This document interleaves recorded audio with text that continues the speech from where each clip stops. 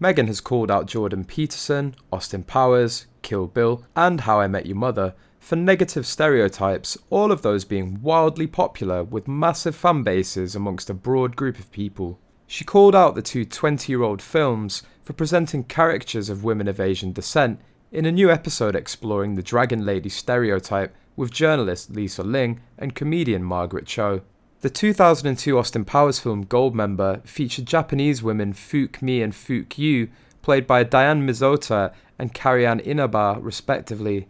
Their characters were criticised for sexually tokenizing Asian women. Meanwhile, Tarantino's 2003 blockbuster Kill Bill saw Lucy Liu portray the violent Yakuza leader Oren Ishii, a character that was described by writer India Roby as a stereotypical dragon lady who uses her sexuality as a powerful tool of manipulation, but often is emotionally and sexually cold and threatens masculinity. It wasn't long before Meghan was accused of hypocrisy for ranting against so-called caricatures of Asian women as over-sexualized or aggressive in Tarantino movies. Well, she was a character of a woman lawyer, over-sexualized, aggressive and deceptive, yet she promoted the series and basked in the role, one critic wrote on Twitter, referencing Meghan's role in Suits. I didn't notice that anyone was particularly kind or friendly, whatever the race or sex in Kill Bill films. All characters were exaggerated, as is normal for Tarantino, another offered. She would have killed to be cast in Kill Bill, or in Austin Powers. She reeks of sour grapes, a comment read.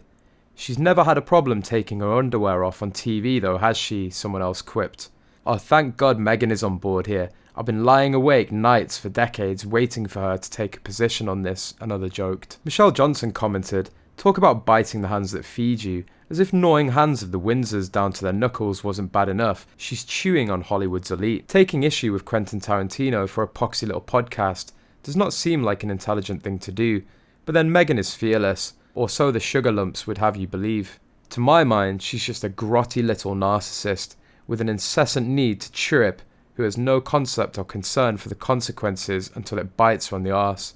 If the best she can come up with for Dragon Lady is the highly inappropriate selection of two 20-year-old movies, she deserves all the derision and opprobrium coming her way. She commented there were other examples. Well, hey, let's have them because they might actually be more relevant than the evidence offered in support of her bias. Austin Powers is surreal comedy. Hypersexualization is at the core of it. Kill Bill was made in the style of a martial arts movie. All the Deadly Viper assassination squad are trained samurai. All of the females are aggressive and highly sexualized. Oren Ishii is probably the least sexualized of them all. Picking Oren Ishii out as a dragon lady is done purely on the grounds she's of Asian ethnicity. It's racist. So what is Meghan's big concern with the dragon lady? Did she just need another stereotype to fill her slots? Possibly, but some of it likely relates to her Diana duplication delusion. Her whole podcast series seems to be directed at standing up for wrong, downtrodden, maligned minorities. If 50% of the population, females, can be called a minority, Diana effortlessly destigmatized AIDS and leprosy. She shone a light on homelessness and landmines. She didn't moralize and politicize or contrive to get personal approval for what she did. Meghan waits for the news to bring along causes, spouts a bit about them and then vanishes. The Dragon Lady would appear to be an active move on Meghan's part to add American Asians to her fan base by extending the racism ticket. That she culturally aligns to them by eating noodles and visiting a Korean spa is evidence of the flimsiness of her facade.